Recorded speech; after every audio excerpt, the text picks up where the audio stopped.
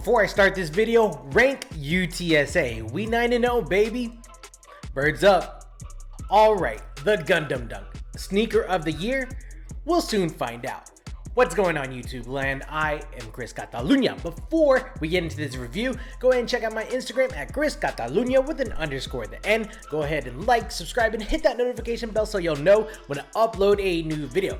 Fight the algorithm. I'd greatly appreciate it. I have been awaiting these dunks very impatiently. When the news broke for them, I knew that these were a must-have. Growing up in Japan, Dragon Ball, Bakuso Kyodai, and Gundam, they were pretty much mandatory to watch. But to be honest, I didn't watch too many of the Gundam movies or the other series after that.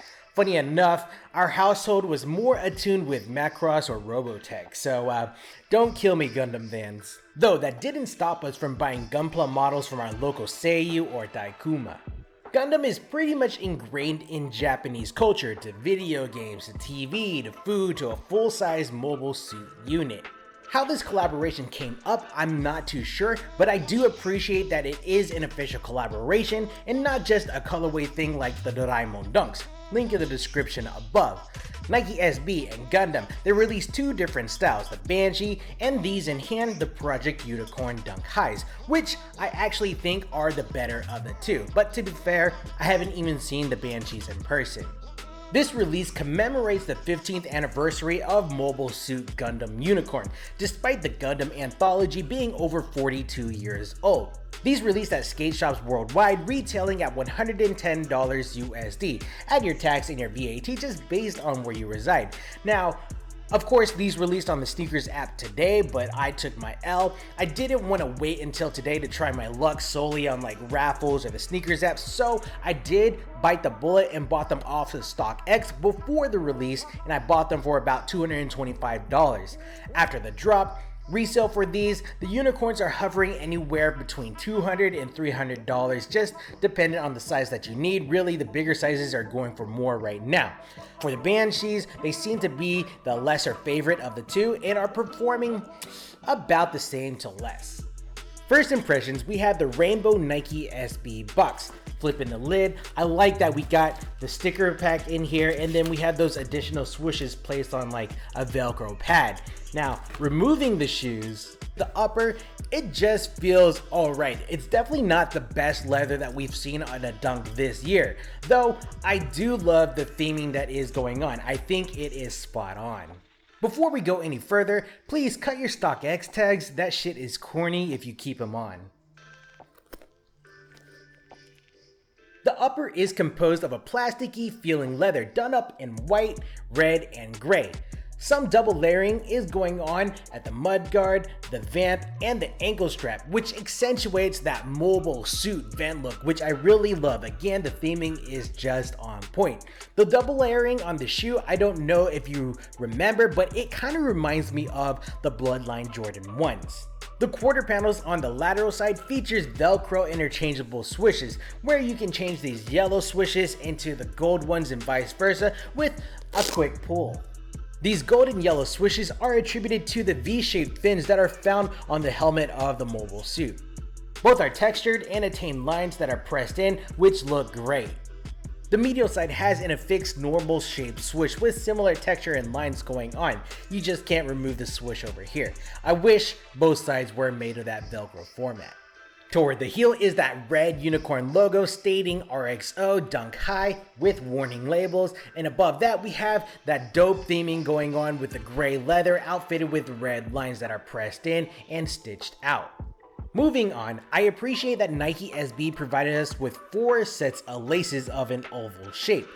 The default was white, but I put green and red on the shoes just to show you what they would look like. Black is the 4th lace. After this video, I'll probably employ these red laces as it just makes the shoe stand out a lot more. It just makes it pop more. Kind of sad though that they didn't give us like a yellow over black or even a gray over black. I just think the black, it's cool, but they could have gave us something else. Behind the laces is a black mesh padded tongue where the top dons a yellow woven label with Nike SB done up in green. I'm not big on this woven label, but I will say that it matches the green eyes of the mobile suit. And this tongue is edged with white meshing going all the way around, and then back lining is done in a red poly blend. Getting inside the shoe, the lining is a red mesh that is padded pretty well around the ankle. I love the color, it won't show dirt as easily. Removing the insole, black fabric runs all the way across with Nike SB Zoom Air branding done up in red at the heel. And this is placed on a thin piece of gray foam, where we have the black that's a lesser firm foam, the gray which is a little more firmer, and then the Zoom Air unit that is accompanied at the heel. Now, if you're not familiar with Zoom Air, pretty much it's a plastic enclosure of pressurized gas and tensile fibers that enables cushioning upon impact.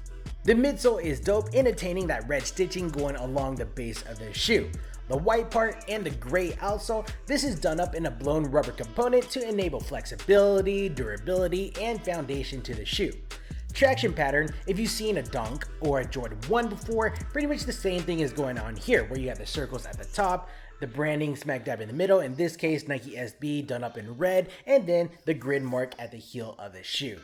If you were to pull the trigger on these, definitely go true to size. If you don't know your size, hit up a mall retailer with Jordan 1s in stock. They'll probably be mids, and whatever your size is in that, you'd get the same in this Dunk High.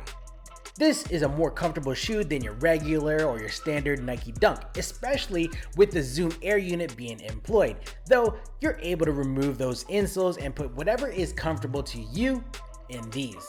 Overall, I think Nike SB and Gundam, they executed this collaboration perfectly.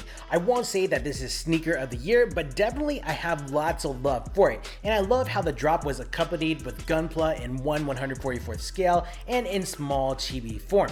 Surprisingly, the small form is reselling pretty well on StockX. Now, this Gunpla isn't actually from the drop. I actually bought this from the hobby shop locally, and it doesn't have the same box or the same SB branding that's on the mobile suit, but it's all good. It's been a minute since I built one of these figures, and it took 4 hours to build, all while watching UTSA football, mind you. 9-0, baby. This drop definitely brings me back to my childhood, and I hope you were lucky enough to have caught this drop. If not, resale, it isn't too bad right now. Alright guys, I think this is a good stopping point for this video. What do you think about this collaborative effort between Nike SB and Gundam on the Unicorn and Banshee drops? Dope collaboration? Wrong Gundam series to base shoes off of? Let me know your thoughts down in the comments below. Go ahead and check out my Instagram at ChrisCatalunya with an underscore at the end. Go ahead and like, subscribe, and hit that notification bell so you'll know when I upload a new video. Fight the algorithm. I greatly appreciate it. Thanks for kicking it with me. We'll check you next time. Cheers, sige na, rank UTSA baby, 9-0.